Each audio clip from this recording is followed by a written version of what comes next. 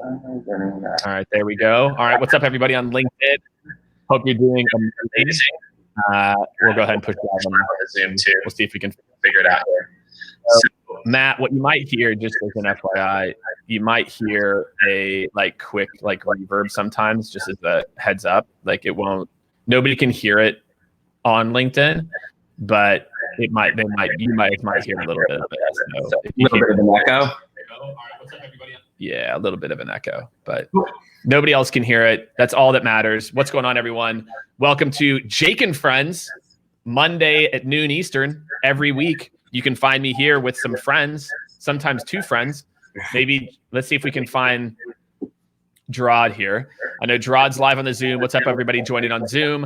Appreciate you all tuning in. Again, if you're on the Zoom, you're on LinkedIn, go ahead and drop in company, your role. We're going to talk all about LinkedIn today. Of course, that's all we're going to talk about, right? Is LinkedIn today.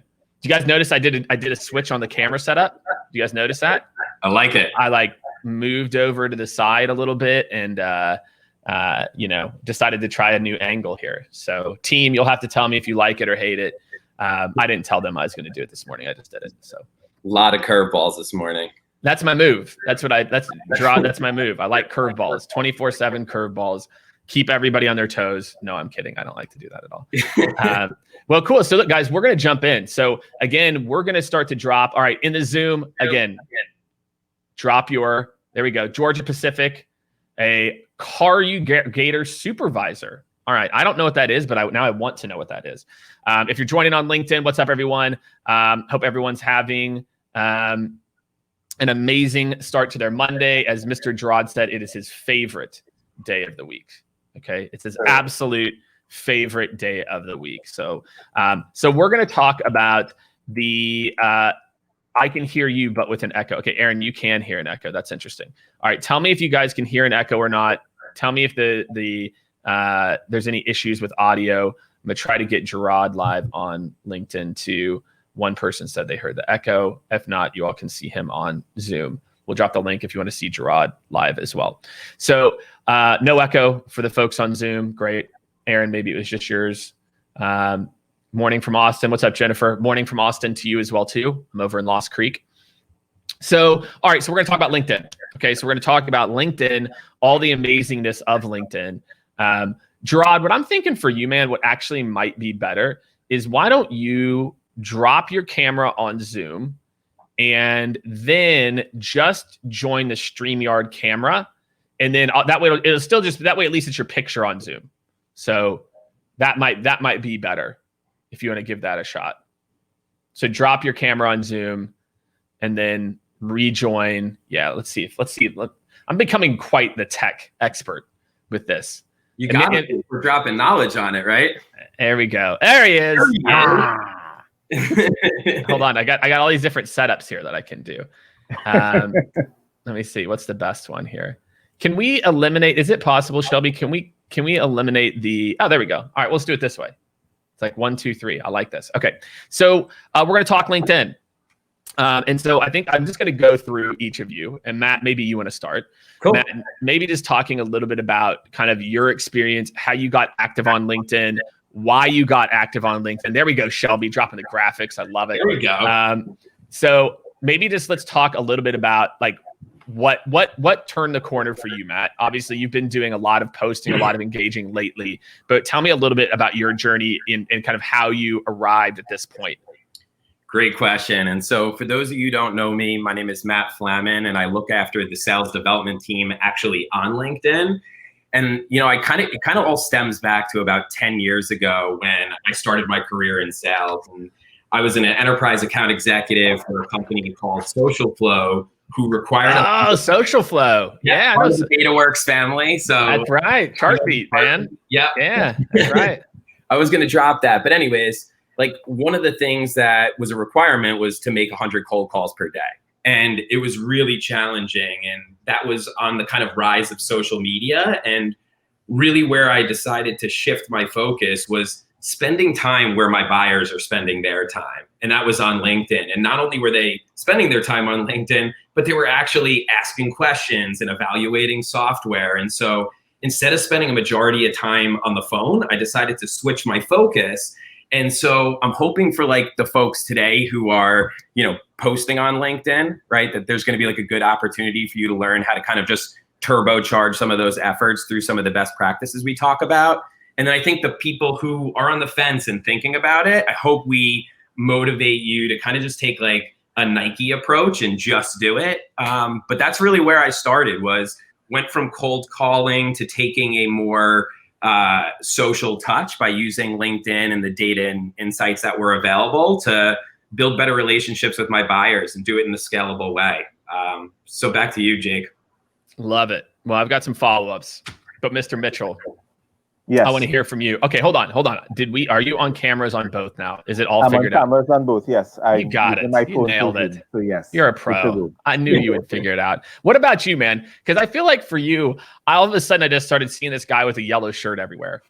Like this guy with a yellow shirt, just dominating everything about LinkedIn in the Caribbean and like just literally everywhere. And so, for you, man, what was the opportunity that you saw, right?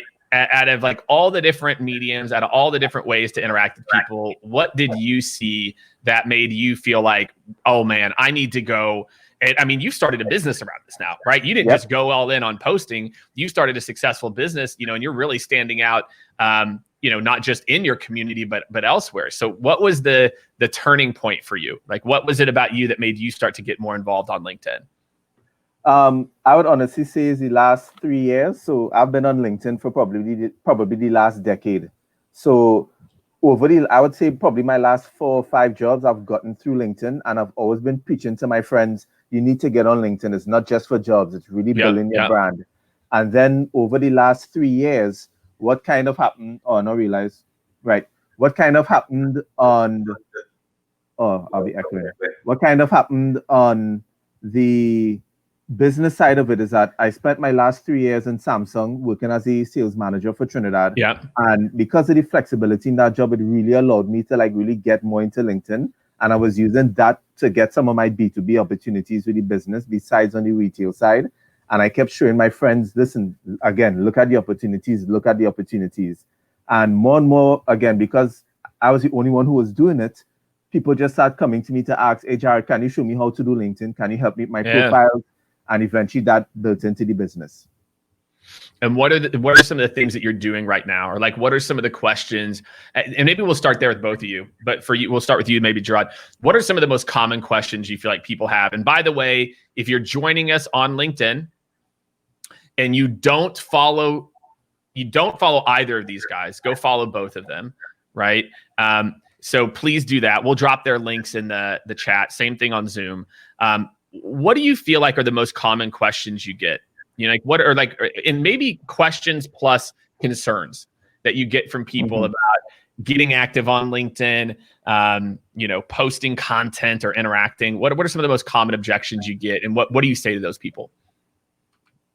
For me, the most common question I get from persons is literally, right now it's about the feed, because many persons don't understand the feed in LinkedIn and how it operates. And they also ask, why am I seeing this individual even though I'm not connected to them? So I kind of understand that approach. But the biggest thing I think for a lot of persons now, which is probably related to some of my recent posts, is exactly what do I post? Like what sort of content for me, for my industry, that I could use to either advance my career or to either get the attention of my ideal buyer. So that's some of the key things that I keep getting from persons right now. All right. So it's about the feed and how to get active. And what do you tell those people? So if it's about the feed, if it's about their bio, what are some of like the top pieces of advice or top, I don't know, concerns or like coaching that you give to people to get more, either, how to take better advantage of the feed or how to update their bio? Well, for me, I'm hands-on. So one of the things I always mention to persons is pay attention to this, right? If you go to anyone's LinkedIn profile, to me, when you click and you reach to Jake's profile, or like, for example, mine, this here to me is the only thing you should really be focused on LinkedIn. Your about section, all these other things are, I won't even say secondary. I think once you can catch the audience attention with those first few sections, as in you have your banner is done well, you have a great profile picture, your headline speaks to what you actually achieve for clients. And I think that's where I see a lot of persons falter, because I like to put, for example, the outcomes I help persons achieve, or to let people understand exactly what I do. Because just saying I'm a account executive really doesn't help anybody understand what you do.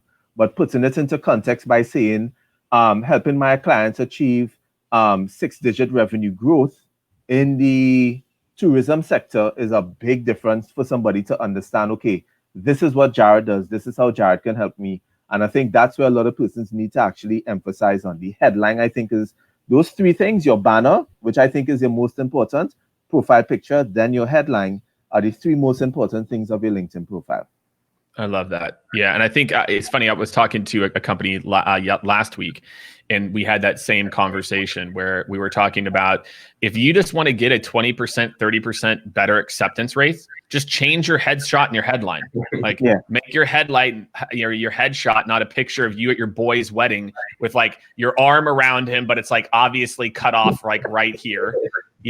Change your headline. Do you think someone sees like a 24-year-old that says senior like sales development rep, and they're like, oh, accept? God, I can't wait for Matt's team to just DM the shit out of me immediately as soon as I hit accept.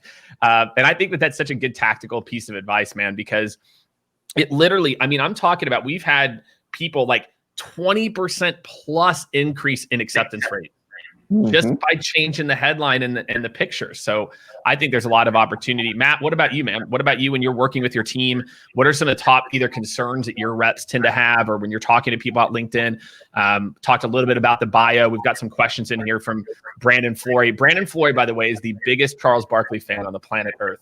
So big shout out to Brandon. I'm kidding. He's actually a huge Jordan fan. I'm a big Barkley fan, but I like to call out publicly that he's a Barkley fan, because then he gets very pissed off and will send me hate messages afterwards. So what about you, Matt? No, really good question. So I'd say like my response is going to be more through a sales lens, just because it's based on, my historical experience, but it's really that they don't think their buyers are really on LinkedIn.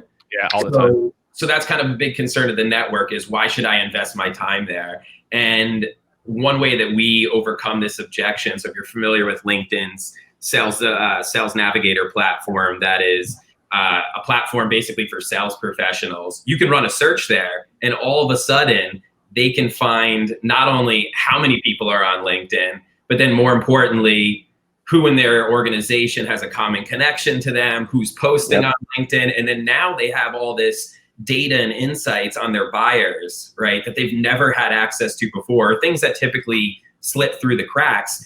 And it helps make prospecting more attractive, right, for those who don't. So it's usually like, hey, my buyers aren't on LinkedIn, and then all of a sudden they see it, and it's a real like eye opener for them. And then another one, just from like a content creation and posting perspective, is it's not for me. That's not my flow. And the way I look at it, at least in my lens, is like, hey, if your customers are on here, right, and you're able to connect with them in a meaningful way, right, and develop a network and nurture that network at scale, and if you consistently are giving, right, without asking, so give, offer value, talk about how you're helping other people, right, you're going to start building 2 things, right, trust and credibility. And that's going to enable your audience, right, to want to reach out to you and start asking questions. And as long as you're continually providing advice, right, that's when you build trust. And so I think that goes such a long way. And I think like right now, a handful of folks do it, but it's going to be a requirement. And all the sales professionals, right, LinkedIn just made a significant amount of layoffs.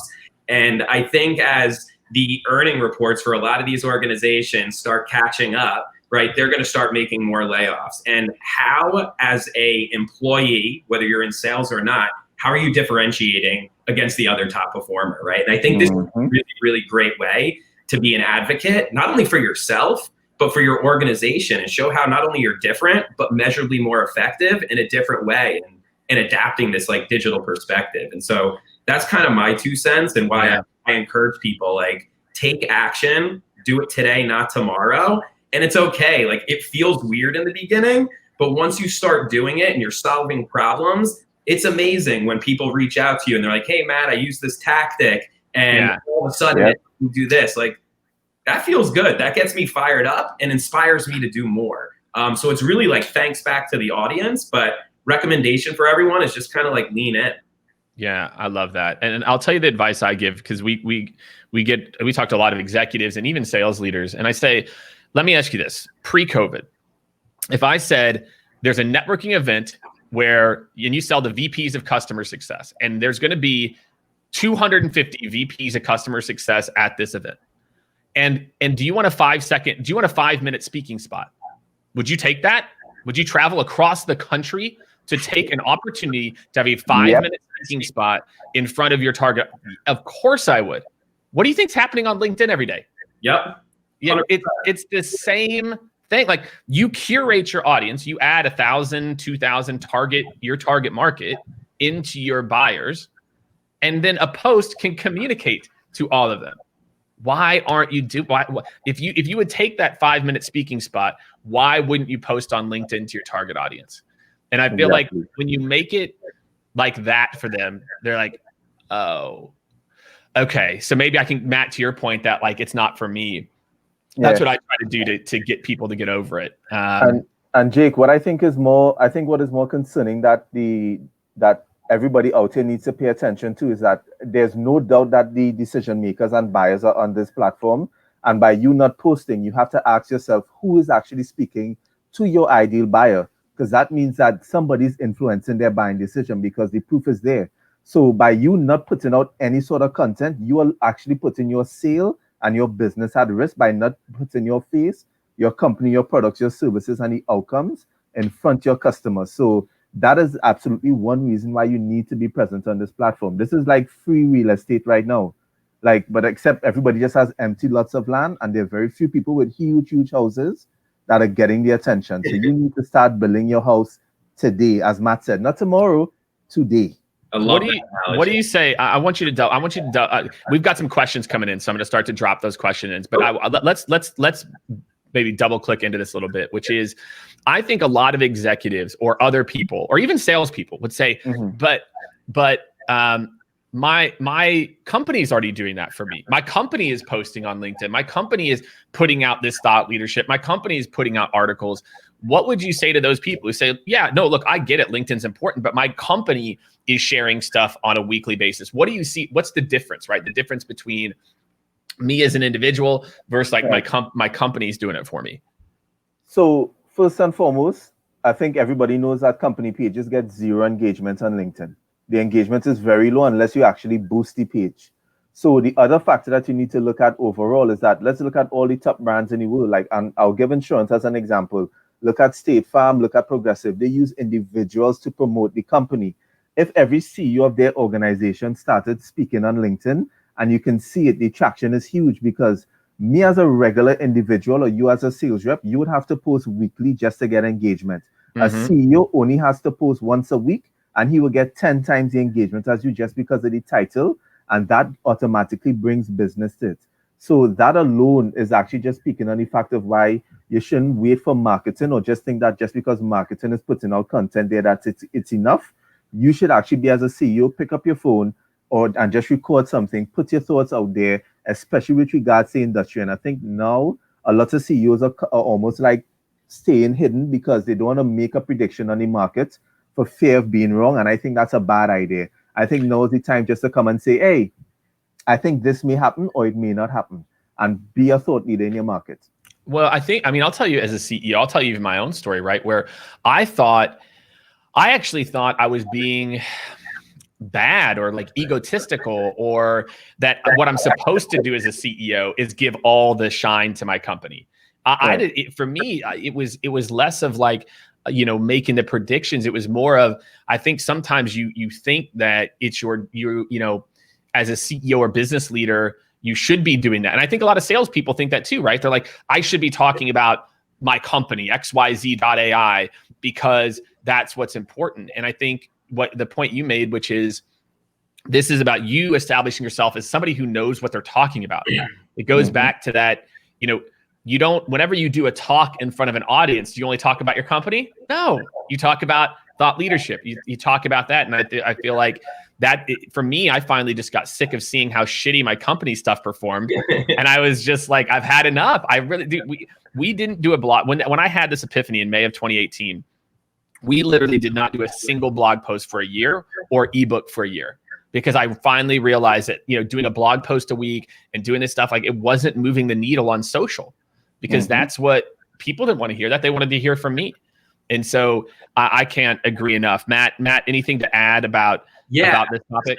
I mean, I would say I align to you, and I'll speak to a lot of, I think, the sales professionals out there. Is I think we're always, sometimes talking smack about our company or marketing. Why aren't we doing this? And instead of talking about it, right, actually be about it and control your own destiny. And so that's when I really leaned in, and I, made a personal commitment to myself. I said, yeah, it's a lot to maybe post every day or a couple times a day, but I'm going to make a commitment to doing 3 to 4 times a week. And I created a healthy mix of 25% my content, 25% industry content based on some of the organizations I was going after, 50% resharing what my company already built.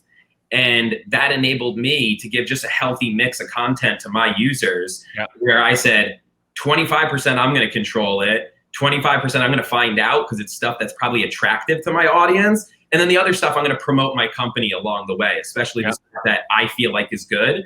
And what I've done is I've just filtered out and curated content that is attractive to me, that I believe would be attractive to my audience, which enabled them to start engaging with it, liking, commenting, and sharing. And over time, right, that's going back to the trust and credibility. Then they build that with you, right? And it goes a really long way. So, control what you can control at the end of the day. Yeah. Yep. And you're talking about producing it for your audience, which is where I think a lot of salespeople get twisted. Like, if you want to talk about sales like all day, go work at a sales tech company. If you instead want to drive more business, stop talking about sales. Like, if you want to mix it in, to your point, like 5%, 10%, that's fine. That's you doing it for you. But most of you are trying to drive business. And let me tell you this. If you're a BDR or an account executive, enterprise account executive, and you sell into human resources, and I go to your feed and you're talking about the tips of closing the deal. Like, do you think I'm like, oh, wow, can't wait to meet with, Ryan Henderson here? Come on, man. So, all right. So we got some questions here. My man, Brandon Flory, he's going to kick us off here. I'm not Brandon, don't worry. As soon as I said that Barkley comment, he immediately commented dropping.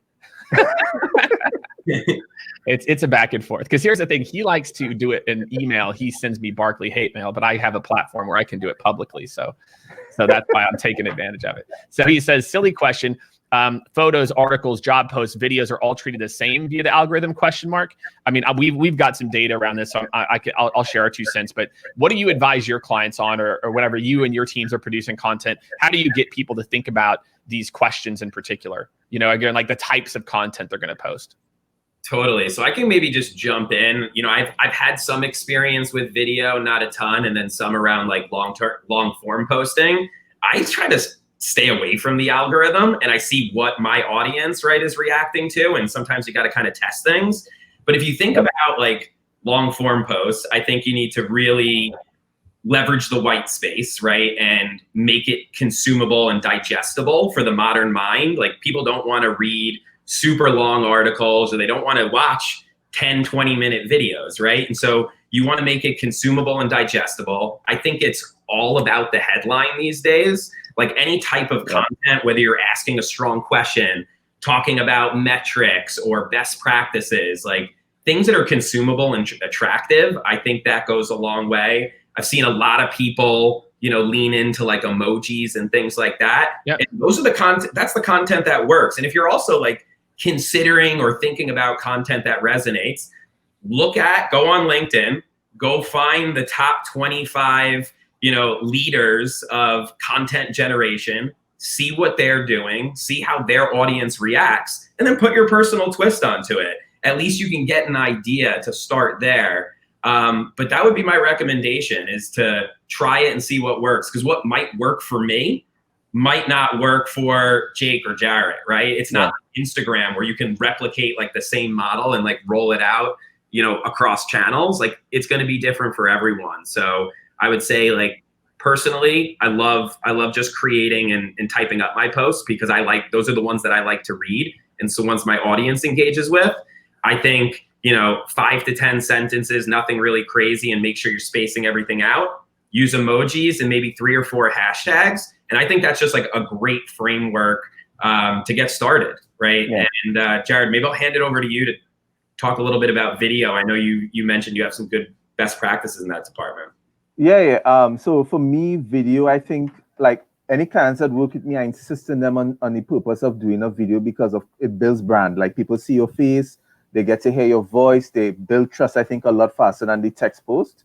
So what I always advise clients is that based on the audience that you're going after, you always make it like, if you do 10 posts, I always say 6 would be text-based, but let's include a picture for context. Definitely if it is you're at a work site or you're doing something by a client, those things kind of put a lot more context for your customer. Then we can do 2, which I think should be done like as a slideshow or either an article, because those PDFs when uploaded in LinkedIn get a lot of great traction. Like I've seen people upload 41-page PDFs that got huge traction with their audience because it was a story that they did. It wasn't just it. So don't post white papers.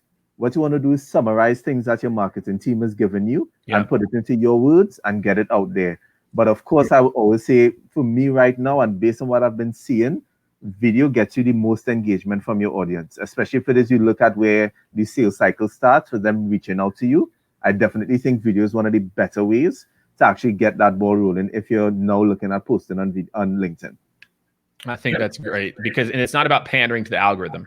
And I think that's what you've got to realize. Like what Matt described is what is called broetry, which is a post this long that takes advantage of LinkedIn's dwell time. And dwell time is basically LinkedIn's algorithm, the change they made on May 12th, which basically gives more weight to the amount of time you spend with the post in frame than it does to likes and comments. And they're all kind of intertwined actually.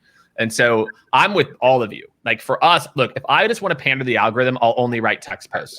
I'll get more views. It'll get more that's what I'll do. But I also produce we put out maybe 4 or 5 videos a week, right? Because of the exact reason you just said. There's nothing that creates a connection more than a video. But, if you're not comfortable, on video, at least LinkedIn's where you can go. What I'm worried about is all these, I call them keyboard warriors, which is guys, do you think LinkedIn's going to stay this way? Do you think it's going to stay like text only posts that are this long or like the top performing content? It's not. I'm going to tell you right now. There will be a change at some point to the algorithm as it becomes more social. And I feel like this whole first breed of LinkedIn influencers, done. Because all they know how to do is type and talk the talk, not walk. What video helps to show is this dude and his attitude and his posts are the exact same that I see in the video, identical. And if that's not you and you're used to just, oh, let me tell you about this, and you got 1,000 likes or whatever it is, but then you do a video and you're like, man, it's not real. And so I feel like as LinkedIn matures, I think you're going to have to diversify content. It's not going to, you're not going to have an option. Because the algorithm will start to re-engineer toward because again, to your point, videos never get the most views technically, right? But they get really high engagement, right? And to your point, they help middle funnel. So there's a lot there. That's my hot take. All right, next question up. Walter McNeil's question. Good afternoon, guys. Quick question. When you come up with that new headline for your LinkedIn profile, should you ask the team their feedback or just put it up and adjust where you see fit? All right, you make a change to your LinkedIn profile or you're thinking about it, right? Headline. What do you do? And I'll even toss in summary and all that. What do you think? Do you think you need to ask permission? Do you think, you need to at least get someone's take on it? What would Matt, let's say for you, Matt, I'll start with you because you have a team. What if one of the people on your team was like, hey, would you want them to ask? Would you want them to try? How would you want them to handle it? Yeah, I mean, it's your profile. So be yourself. And I would say that's something that you want to own. But I would really focus on making it buyer centric, right? Or focusing laser focused on your customers, right? I think the last thing you want to see as you're looking at a profile, whether it's a headline or whatever the case may be, but when people start talking about quota crushers and stuff like that, nobody wants to buy from that person. So if you think about your customer, the person that you're going after, the person that you're trying to build a relationship with them, what would be the most attractive thing to them when looking at your profile that they could see. And so, mine talks about digital transformation and my story in sales and why I'm in my position today. And then I have a fleet of recommendations from customers and peers talking about success on how I've taken their business from, X to Y in a certain period of time. And I think that's what's most important is to summarize, like, be yourself, keep the customer in mind, and keep that through every touch point, whether you're posting, whether you're developing your profile, your headline, and create the image, right, that you want your buyers to see, especially now that we're all, most of us are working from home. We need to take advantage of these things because this is really all they have. This is like the new you. And so you really want to make the best out of it. Yep. Love it.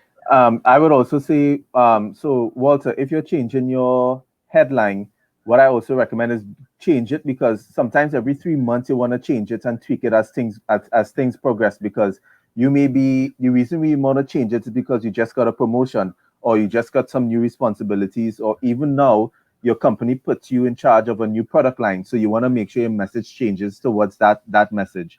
So what I would do is change it and then ask for feedback, because sometimes when you ask for feedback, it delays you from making that change. And in my opinion, change is always good. So make the change, then always just tweak it as it goes along. It's, as Tom Ferry says, done is better than perfect.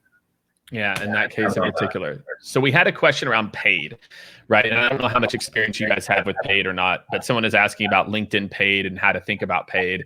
And Matt, I don't know if I don't know if your team gets involved with it at all, and if your clients are doing it at all. But tell me a little bit about your guys' thoughts around paid, and I'll give my 2 cents. Or if it's not something you've dabbled into, that's fine. Yeah, I don't have a ton of background and experience on it, so I'll hand it over to you and Jarrod to take the lead on this one. I only ran one LinkedIn ad in my entire time on LinkedIn, and what I can tell you is that for the year so far, I've had 330,000 views on my content, and none of it was boosted. The algorithm is so great right now, you do not need to boost or pay for ads. You just need to put the content out there. So save that money for something else. That's just my opinion. I think a lot of people are saying that too, right? I think that there's certain times when it makes sense potentially. If you have an ad budget, maybe your sales price is big enough, because that's consistently what we've seen. What we've seen is, like, if your average deal isn't big enough, the cost to advertise on LinkedIn is some of the most expensive on the internet. But guess what? You can target your buyer and it also has some of the most advanced targeting on the internet. So, my advice, Kat, this is from Zoom. Kat runs a video agency, and she's talking about promoting video posts. I think what you're hearing is, one, step up your organic game, because it's free traffic. We're talking about the equivalent. Our team ran the math last year, and just on my posts, we got the equivalent of like $600,000 in free advertising. Right? 600,000, assuming like a $50 CPM for LinkedIn, because it's not cheap. So for me, I feel like if you're not going to optimize that first, do that, and then you as individuals get your team to promote those same videos as a video agency. Start there, because then the other thing is by looking at what organic posts do well, that can then inform you what LinkedIn ads you should run. Otherwise you're A/B testing and you're paying tens of thousands of dollars a month to A/B test. So our advice is, I think I can speak for all of you, start with organic, because you can get the reach. Right? And you don't have to pay for it. So, but when you do run it, LinkedIn also just did this new conversation ad, which I think is going to be interesting, which is basically like an ad unit within the chat that will allow people to basically interact and do some different things on it. Okay. All right. Next question. Let me go find another winner here. Let's see. We'll take another one from Zoom. Does LinkedIn Premium help with reach better than a regular account? Is there any advantage to LinkedIn Premium when you're out there making it happen?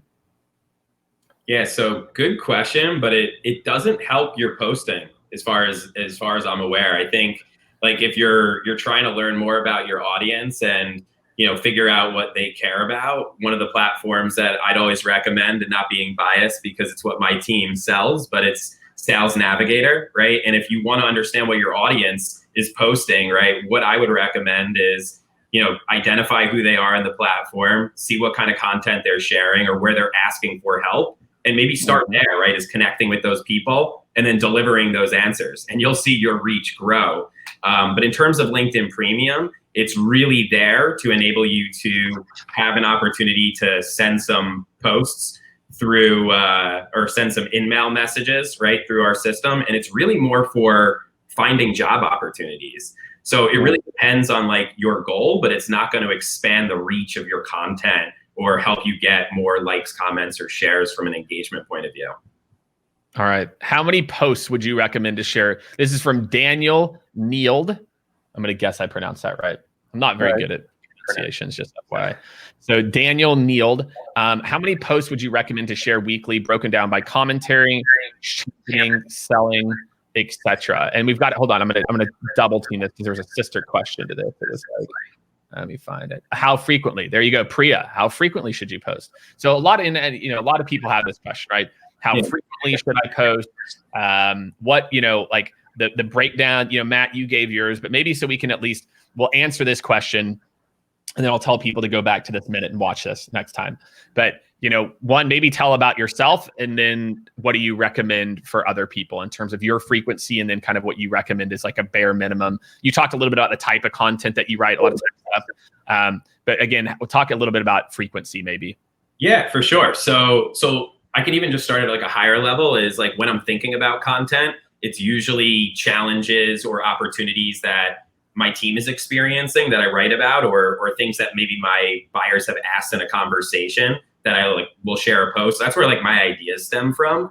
And I try to set a goal, like a small goal of 3 to 4 posts per week. So it's not unreasonable. I drum up my own content. I will create either in text form or video.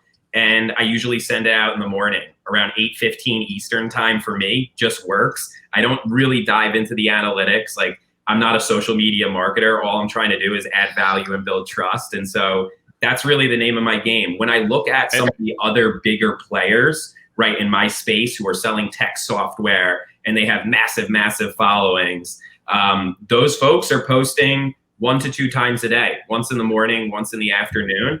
And I think at the very least is like, you can post however many posts you want to post in a week. Like, you're still going to be adding value. I would say the most attractive quality is consistency. Like, if you're going to lean in, make the commitment. But if you're not, then then what's the point at the end of the day? And so I would just say, like, figure out what works for you. 3 to 4 is cool with me. And I think that's what works to get started. But I always do it regardless of my scenario. Yeah. And so that's what I think you need to just make a personal commitment about. Correct. Yeah. For me, I think, Jake, you would know my answer. I would tell you daily. However, I would break it up for a couple of persons based on your target audience and how you see your engagement. In the past, I'd have only posted on Monday to Friday, but I've seen over the years, based on how my audience has grown, where Saturday and Sunday are actually really good days to post. Saturday, honestly, for some of you, might be a great day to actually put in a sales pitch there for persons or call to action for your products and services, because Saturday is just like a general consumer day for me. And honestly, Sunday nights are like a gold mine because everybody's in front of their laptop planning for the next week. So a post around 9 p.m. Eastern might actually do really, really well. But overall, I recommend daily. And as Matt says, in the morning, get it before people get out to work and get into their busy schedule so that you can get your audience's attention. I love that. Yeah, that's it. I mean, I'll just echo that. I mean, for us, it's 2 times a day minimum. Like you said, morning 8 for us, like equivalent of like 8:30 Eastern, 9 Eastern, and then afternoon, is usually like between 6 and 8. So, and then sometimes like, look, hey, it depends, hey, maybe sometimes we'll toss out a little midday. Who knows? Gotta play with it, right? Yeah, like why not? But to your point though, from the data, because we do look at the data weekly, that we've seen, it's interesting, like there's a lot less content produced on the weekends, right? And we've seen like reach pretty good, like engagement in particular. Reach is less just because there's less people viewing it, but we've seen our engagement percentage is disproportionately high on Sundays. So, and again, that's to your point of that like Sunday night post We can what I'm thinking? Like, yeah. even for my team, right, when sometimes they're going top down at an account, right, they're trying to like engage the C-suite. I always think about it like, if I was a senior executive, like there's so much chaos going on in the week. Like if that's the audience you're trying to reach, most likely they're either on LinkedIn or checking their email at like 7 a.m. on a Saturday, right? Where their kids are sleeping, the wife's sleeping. They're just kind of like catching up on, some of the stuff, cleaning out their inbox, getting ready for the week. I know sometimes that's where I'm spending my time when I have crazy weeks. So I try to think of my audience a lot of the times and like, when would they, spend some time looking at this content? I think to Jarrod's point and yours, Jake, like Saturday is a great opportunity because people are spending time there. And I think a lot of the people who are posting are probably sharing less content. So it just opens up a bigger opportunity to get in touch with the people you care about. Yeah, I think so too. Yep. I think people sleep on those weekend times for sure. All right, cool. All right, so next question up. I think this is a good one. So somebody asked Matt. They said, Matt. Cool. They say, can you tell us more about how many cold calls you're making now? And maybe, feel free, I'll give my 2 cents. For us, it's both. Like, I feel like the phone is the most underutilized resource right now. Email is getting pummeled. Like the amount of emails that an executive or a mid-level or even frontline person gets on a daily basis is atrocious. And I feel like a lot of the sequences that we're building right now, they mix. It's like LinkedIn. Like, so imagine this sequence. Okay, I'm going to give you guys a free sequence that you can run. You can easily execute this with Sales Navigator and Outreach, or you can basically use Sales Navigator. Day 1, view profile. Day 2, comment or interact. Day 6, comment or interact. Day 9, cold call. Hey, John, I've enjoyed your content. I've seen this. Based on XYZ, right? Let me know if it's okay for me to send you over a few details around this, and then maybe we can connect next week. Or there's some different calls to action you can have. But I feel like right now, the cold call, like, again, because it goes back to what we were talking about, creating that personal connection. If I comment and like on your post, and I do it twice, you're going to remember me, because most of these executives get no interaction, none, right? Yep. And then you get a call from me, you hear my voice. Just think about how different that is than email, voicemail, right? Like, I love the phone right now. So I'd love to hear your take on it, Matt, how much your team is using the phone, but I'm really big on the phone right now. For sure. It's definitely still live, right? And I do think, to your point, right, it's a differentiator. Less people are using phone. Everyone's hiding behind a keyboard. So I think there's a big opportunity to leverage it. My team's making anywhere between 25 and 30 calls, a day, and we measure connects, right? And so that means we're just in touch with a buyer. We're speaking with them. You're measuring outcomes. Thank God, Matt. That's my point. Stop measuring volume. Stop measuring volume. Yeah. Start measuring outcomes, people. Like, again, I love that. You're like, so can I just paraphrase this? You've got kind of a call minimum, like 25 a day, 30 a day. It's not a ton, but what you're really measuring is connects. Is that correct? Like I'm a sales manager. So when I talk to them and they say, I'm unable to get in touch with my buyer, we start peeling back the onion, right? Is your emails not making sense? Are you even making calls? Are you reaching out on social, right? And so it's all about just getting in touch with people, right? And connecting with them in a personal way. And then to your point, Jake, right? It's all about doing your research. Like, cold call isn't dead. It's evolved significantly. It's just going in warm, right? The buyer expects a specific level of education. And there's a fine line for that. And so if you go in cold, right, you're not going to have any of that trust with that buyer, and they're going to hang up. But if you go in and you've looked at their social posts, know what's going on in their industry, some sort of what we call like show me you know me, right? If you've done that part, know their industry and know how your outcomes could potentially help that individual, right? You might get the 27 seconds from them to give them your pitch, right? And talk about the opportunity and why them, as a sales professional, marketing professional, HR professional, whoever you're selling to, should actually care about it without speaking about features and benefits. And so to answer the question, right, cold call is totally not dead. You have to do it. But if you're not getting in touch with people, you got to look at your timing, your strategy, your talk track, and you really got to peel back the onion on each one of those things and realize, like, am I putting the customer first? Am I talking about me versus them? right? And deal with your leadership and have a conversation about it. I think the more role playing and practice you have, the more confidence you'll build, and you'll get back on the phone and you'll realize how effective it is. Because I have reps on my team that we record everything through Gong on these calls, and we'll go through a lot of the coaching and help evolve their strategy. And once it works really well, I mean, some of these conversations will last 50 minutes when they've, quote unquote, cold somebody. So it could really go a long way. Yeah. Can I just say as well, something that works for me on a huge scale, because I used to do it in the past now, just as I was saying hi to people on LinkedIn, but video DMs when you connect with somebody is a huge way to get, and I've reached on a certain milestone with it, and I've seen the results. But trust me, if you are not taking that opportunity, and I don't mean text them and say, thanks for adding me. I mean, take your phone out and record a video. And I'll give you a bit tip. This is something I love about LinkedIn. LinkedIn flips your video when you upload it. So imagine if you're wearing your company logo shirt, you can have your company logo shirt in the video, just saying hi, and context something that's of value to them. No pitch, just saying hi. Just wanted to share this bit of info for you after you connect with me. I'm just saying thank you. Yeah. That is going a long way. And I think a lot of people don't capitalize on it. Like even today, I connected with someone who had 28,000 followers, sent him a video, and he was like, this is the first video message I've ever gotten. And I'm like, what? And that started business. Like, that's it. That's all you need to do. It really puts a personal touch. It does. And then, or worst case, do the voicemail. And again, most people are like, Jake, what do you mean about voicemail? It's like, well, voicemail is the same thing when you go into a DM and you just hit record. I mean, it's my favorite thing to do to people that DM me.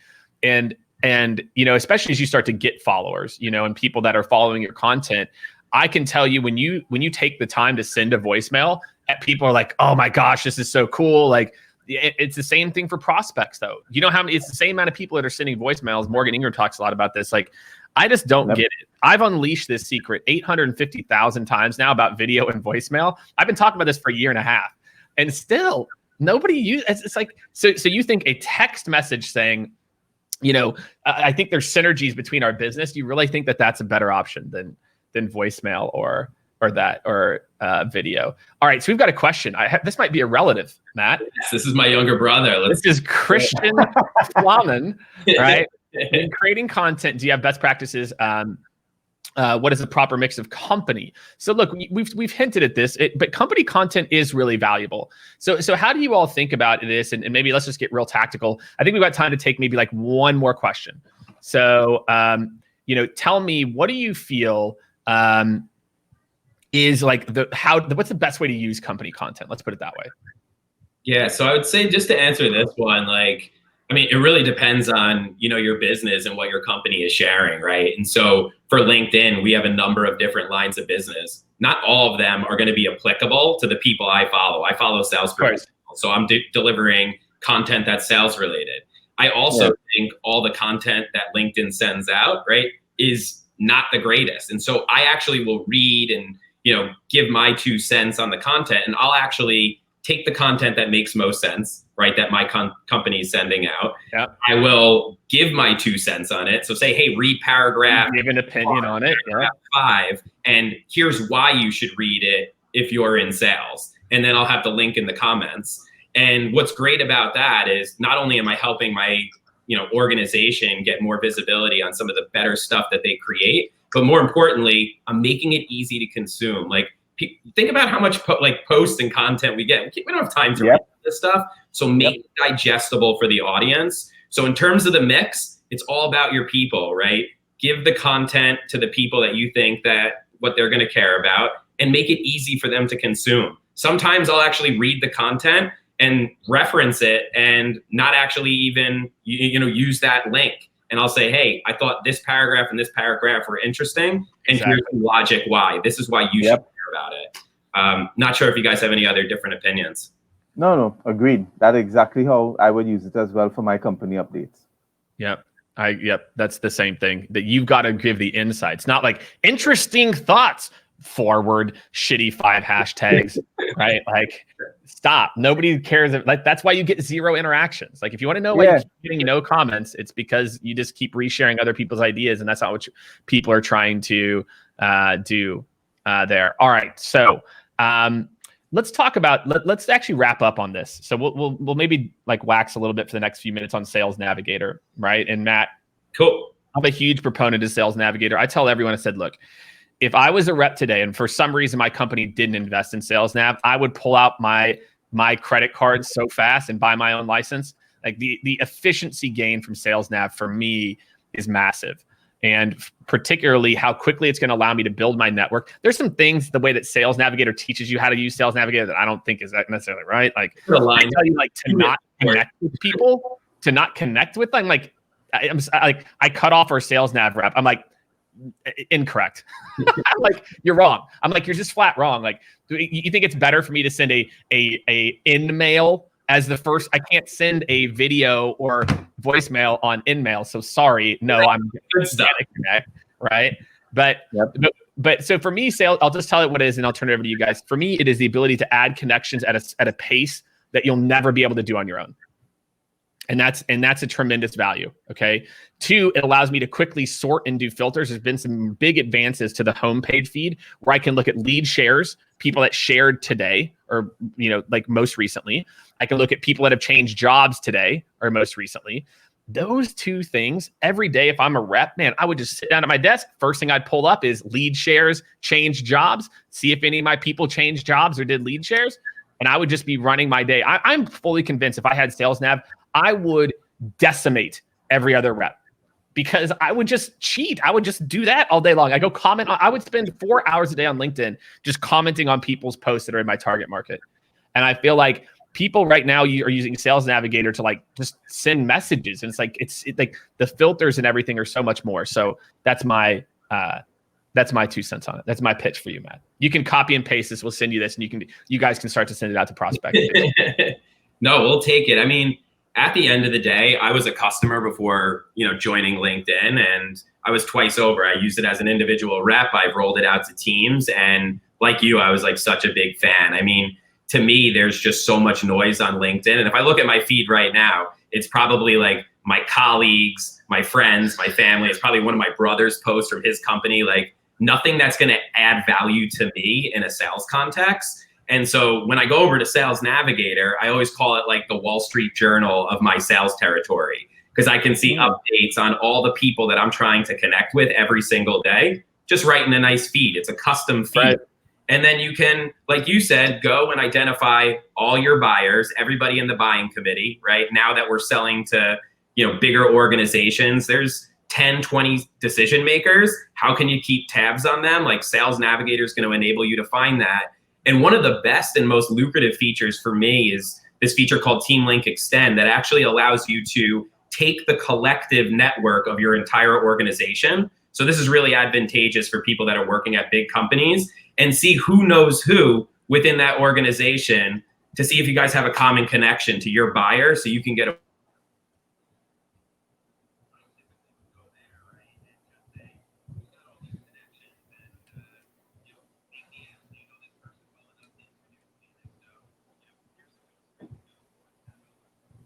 I like that. All right, Mr. Mitchell. What about you? What is interesting, I think you've seen me mention it before. I actually don't use Sales Navigator. That the main thing I have LinkedIn Premium, but what I actually utilize on the Sales Navigator on the premium side is really just who's viewed my content, and I use that to actually engage with all the different C-level executives that I'm with. Yeah. I'm telling you, I would, for somehow, I think you went mute real quick. Yeah. Right? Hold on. Let me see what's going on there. I can unmute, yeah. Right. Are you hearing me now? Yeah, there we go. Now. Okay. Yes. No, so what I was saying is that I actually don't use the Sales Navigator. When I first looked at it, I think just given who my target market was, there wasn't too many people putting that information out there, especially on the C-level executive side. But honestly, I think given the last 6 months, you have seen a lot more executives spend more time on LinkedIn. And because they literally come on and come off, I want to use those opportunities to create the trigger events. And if Sales Navigator can generate that for me, then that's what I'm going to definitely pay the money for. Because if I can be online the same time my decision makers are, that's definitely a immediate ROI. All right, I love it. All right, so again, you're timing it. So Matt, you were on mute, by the way. A few people couldn't hear you. So Matt, do you want to give like the quick 2-minute on yours? Yeah, you're still muted. I can see it right now. Hold on, let me see if I can fix it. Unmute. Yeah, it's I can see that it shows that you're muted on StreamYard. Go to StreamYard. There we go. There you go. Beautiful. 2 minutes on Sales Nav. Yeah, just do a quick 1 minute on what you just mentioned. Yeah. So, I mean, how I look at Sales Nav in comparison to especially like LinkedIn.com is when I look at LinkedIn, right, I have my friends, my family, people who aren't going to add value to me in like a business development context. And so I treat Sales Nav as like the Wall Street Journal of my territory is kind of the analogy I use. And one of the main reasons I like it, especially if you work for a big organization, I'd say anybody more than probably like 10 or 15 people, you can actually take the networks of everybody in your organization and sync them all together. So you can look, and anytime that you're looking at a buyer at any time, you could see if there's anybody in your organization, whether you're connected to them or not, to see if they have a common connection. And then you can go on your company chat, your Microsoft Teams, your Slack, and reach out to them and say, hey, do you know this person well enough to introduce me? And if so, I'll ghostwrite you a note that you could forward on. And this is how I became super successful at LinkedIn. It's just using their own network and using their own tools and platform. And so outside of the stuff that Jake was sharing about finding out, when people are changing jobs, when decision makers are posting and what they care about, all these insights, right, you can have at your fingertips. And we all know that like sales reps could probably find them on LinkedIn, but they're slipping through the cracks. And so this is just custom to you and your territory. And so if you had these insights, you'd never be making cold calls. You'd never be sending cold emails because you'd be coming in warm, right, with all this data. And so it's part of the sales stack that you need to have in order to be successful. Otherwise, the other company, your core competitor, they're probably leveraging it and using this and getting to your buyers, right before you do. And so that's why I think it's just most important is, the insights that are curated specifically to you as an individual. Yeah, Team Link is something I think people sleep on a little bit. Yeah. They don't spend as much time. So all right, guys. It's been a fun talk. It's been a great conversation. I enjoyed it, man. Yeah, likewise. Hopefully you've got lots and lots of learning here. Matt works for LinkedIn. Everyone else knows this. Well, Brandon, if you tuned in early, you would have known this. Which is why you guys should be listening to Matt. Right? His team used it. There's probably a reason they used it that way. Because they're not stupid. Right? It's like my boss, I remember at my job at Career Builder, I was not following the script. And I wasn't making sales at the time. And he goes, do you think we train 1,000 people on this process because we're dumb? No. Very cutthroat. I sold out drinking Kool-Aid, closed 60 grand the next month. There we go. It was good. So, all right, everyone. Have a great rest of your Monday. Yeah, take it easy, folks. Have an amazing Thanks so much, Jake. amazing rest of your week. Thank you guys. It's good to hang out. And we'll catch up with you tomorrow at 1 Eastern. Tune in. It's going to be an amazing session. Me and Jackie and Pretshaw. Make sure it's going to be a great CEOs of over 300,000 followers talking about executive presence. So excited to share that with everybody. Take care, everyone. Have a good day, everyone.